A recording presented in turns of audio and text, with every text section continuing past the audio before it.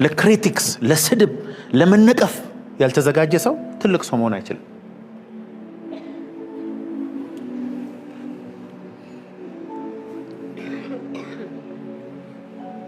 መሰደብ የማትፈልግ ከሆነ ትልቅ ለመሆን አትሞክር።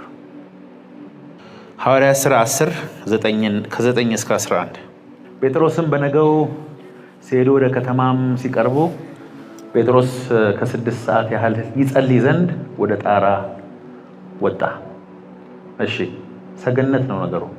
ተርቦም ሊበላ ወደደ። ሲያዘጋጁለትም ሳሉ ተመስጦ መጣበት። እስቲ ተመስጦ መጣበት በሉ። ምስጥ አለ። 6 ሰዓት ሙሉ ጸልዩ።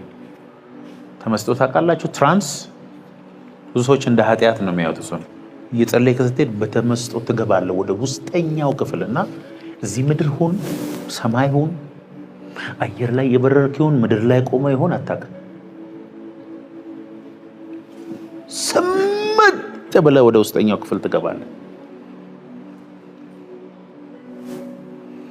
ጸሎት ኮንሲስተንሲ ነው። መጠበቅ አለብህ። ፍሰቱን ማወቅ አለብህ። ምኑ ጋር እንደምትገባ ማወቅ አለብህ። እስከ ምን መዘመር እንዳለብህ ታይሚንጉን ማወቅ አለብህ። ልሳን መቼ መናገር እንዳለብህ ማወቅ አለብህ። እንዴት መፍሰስ እንዳለብህ ማወቅ አለብህ። ወደ ተመስጦ እንዴት እንደምትገባ ማወቅ አለብህ። ከዛ በኋላ ሰማይ ሪል ነው የሚሆንልህ። የኛ ሀገር ጸሎት በጣም ልክ አይደለም። ጌታ ሆይ እንደዚህ ሆነው እንደራግልኝ ፔቲሽን በቃ ሁሌ ልመና ብቻ አይደለም ጸሎት። ወደ ፕሬዘንሱ መግባት ነው። ወደ ህልውናው መግባት ነው። ወደ ቅድስት መግባት ነው። እሱ ወደ አለበት መዝለቅ ነው። እሱን መንካት ነው። አሜን አትሉ? አሜን። ኃይል ማውጣት ነው። ዝቅ ማለት ነው። ሀምብል መሆን።